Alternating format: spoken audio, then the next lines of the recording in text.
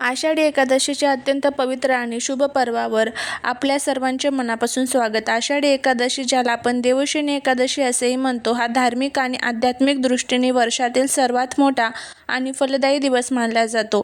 या दिवशी भगवान श्री विष्णू योगनिद्रेमध्ये जातात आणि संपूर्ण जगाचे पालन पोषण, कृपा आणि आशीर्वाद आपल्या भक्तांवर उधळतात. पण आजच्या व्हिडिओमध्ये एकादशीच्या पारंपरिक माहिती पुरता मर्यादित नाही, तर आज मी तुम्हाला एक अत्यंत गुप्त आणि अत्यंत साधा सोपा उपाय सांगणार आहे, जो तुमचे संपूर्ण आयुष्य पूर्णपणे बदलून टाकेल. बरेच लोक एकादशीला कडक उपवास करतात, पण काही कारणास्तव जर तुम्हाला उपवास करणं शक्य नसेल तरी अजिबात निराश होऊ नका. जर तुम्ही आषाढी एकादशीचा उपवास करू शकला नाही तरीही हरकत नाही. या दिवशी तुम्हाला 5 विशेष वृक्षांपैकी एका जरी वृक्षाला तुम्ही स्पर्श केला तरी आपल्या सर्व शक्तिशाली जे वृक्ष आहेत, तर त्यामुळे आपल्या जीवनातील सर्व दुःख, दारिद्र्य, अडचणी ज्या आहेत तर त्या दूर होतील. आणि चला, यामुळे आपल्या घरामध्ये सुख समृद्धी येईल, पैशांची चणचण कमी होईल, आयुष्यातील नकारात्मकता कायमची नष्ट होईल, दारिद्र्य संपेल. अशा कोणते झाडं आहे ज्यामुळे आपल्याला फायदा होणार आहे, त्याबद्दलची संपूर्ण माहिती आपण घेणार आहोत. त्यामुळे व्हिडिओ हा स्किप न करता शेवटपर्यंत पहा. चॅनलवरती नवीन असाल तर चॅनलला सबस्क्राईब करा आणि कमेंटमध्ये ओम नमो भगवते वासुदेवाय नमः लिहायला अजिबात विसरू नका. आषाढी एकादशीच्या दिवशी सकाळी सूर्योदयापूर्वी उठून पवित्र स्नान करावे. स्नानाच्या पाण्यात थोडेसे गंगाजल टाकावे. घरातील देवघर स्वच्छ करून एका चौरंगावर पिवळे वस्त्र अंथरावे. त्यावर श्री विष्णू किंवा बालगोपाळ यांची मूर्ती किंवा फोटो स्थापित करावा. भगवान विष्णूंना पिवळी फुले, तुळशीची पाने, हळद, चंदन आणि अक्षदा अर्पण कराव्यात. भगवान विष्णूंना पिवळा रंग अत्यंत प्रिय आहे, त्यामुळे पिवळ्या रंगाची मिठाई किंवा नैवेद्य आवर्जून अर्पण करावा. लक्षात ठेवा, तुळशीच्या पानांशिवाय भगवान विष्णूंची पूजा कधीही पूर्ण होत नाही. पण एकादशीच्या दिवशी तुळशीची पाने तोडू नयेत, ती आदल्या दिवशीच तोडून ठेवावीत. पूजेदरम्यान ओम नमो भगवते वासुदेवाय या मंत्राचा किमान 108 वेळा जप करावा. तसेच श्री विष्णू सहस्रनाम किंवा विष्णू चालीसाचे पठण करावे. या पूजेमुळे घरातील सर्व नकारात्मक ऊर्जा बाहेर पडते आणि भगवान विष्णू सोबतच माता लक्ष्मीची अखंड कृपा तुमच्यावरती प्राप्त होते. आता बघा, माता लक्ष्मी या त्याच घरामध्ये राहतात ज्या घरामध्ये भगवान विष्णूंची पूजा ही केली जाते. त्यामुळे ह्या सर्व गोष्टी ज्या आहेत त्या तुम्हाला आवर्जून करायच्या आहेत. शास्त्रामध्ये काही झाडांना प्रत्यक्ष देवतेंचे रूप मानले गेले आहे. या वृक्षांमध्ये प्रचंड दैवी शक्ती असते, सकारात्मक ऊर्जा आणि ग्रहदोष निवारण करण्याची ताकद असते. आषाढी एकादशीच्या अत्यंत शुभ मुहूर्तावर जर तुम्ही या वृक्षांना स्पर्श केला आणि सांगितलेला उपाय केला तर तुम्हाला उपवासापेक्षाही कित्येक पटीने जास्त पुण्य आणि धनलाभ प्राप्त होत असतो. ज्यामध्ये पहिले आणि सर्वात श्रेष्ठ झाड आहे ते म्हणजे बेलपत्राचे झाड, ज्याला बेलवृक्षाचे झाड असे म्हणतात.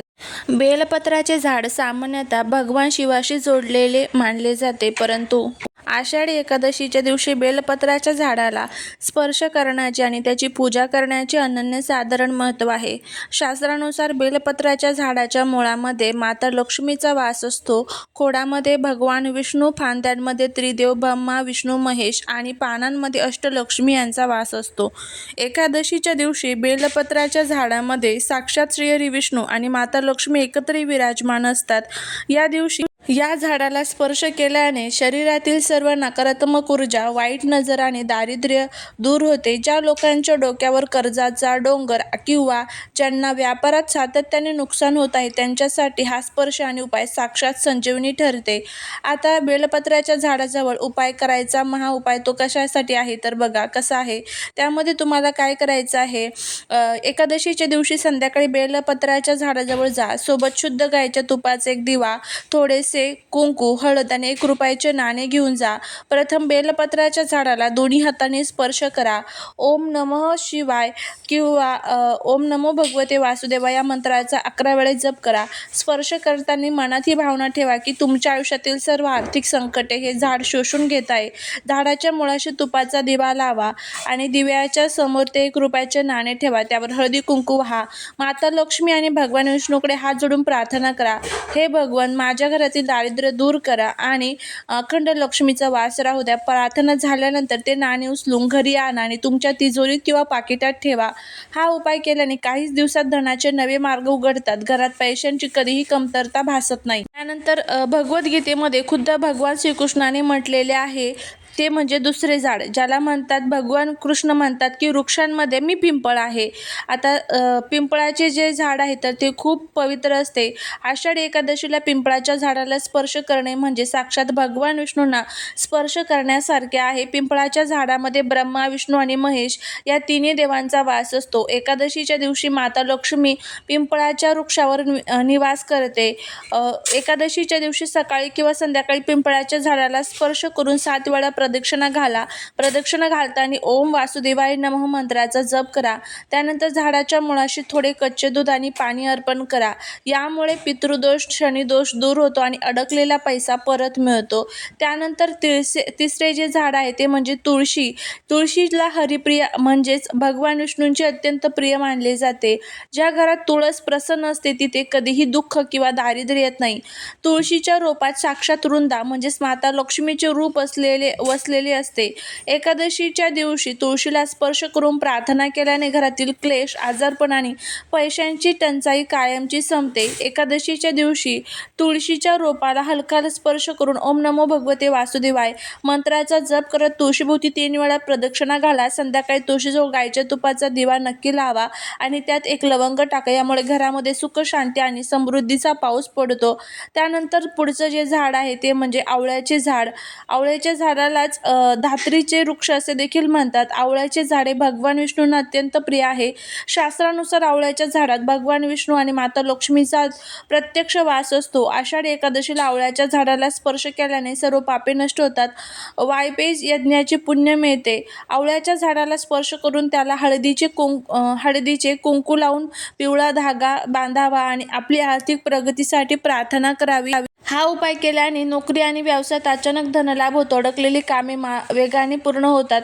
5वे जे झाड आहे ते म्हणजे वटवृक्षाचे. वटवृक्ष हा अमरतत्वाचे आणि स्थिरतेचे प्रतीक मानला जातो. या झाडामध्ये भगवान शिव आणि विष्णू यांची संयुक्त शक्ती असते. जर तुमच्या पैशांमध्ये स्थिरता नसेल, पैसा येतो पण तो टिकत नसेल, तर वडाच्या झाडाची दैवी शक्ती तुम्हाला स्थिरता प्रदान करते.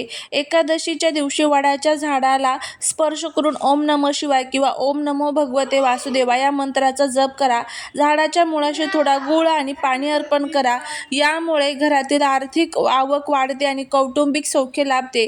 आषाढी एकादशीचा हा पावन दिवस वर्षातून एकदाच येतो. उपवास करणे शक्य नसेल तर अजिबात काळजी करू नका. देवाला तुमच्या उपवासापेक्षा तुमच्या मनातील भाव, श्रद्धा आणि भक्ती जास्त प्रिय असते. या आषाढी एकादशीला भगवान विष्णूंची श्रद्धेने पूजा करा आणि सांगितलेल्या 5 झाडांपैकी विशेषतः बेलपत्राच्या झाडाला नक्की स्पर्श करून हा उपाय करा. तुमचे आयुष्य सकारात्मकतेने, पैशाने आणि आनंदाने भरून जाईल.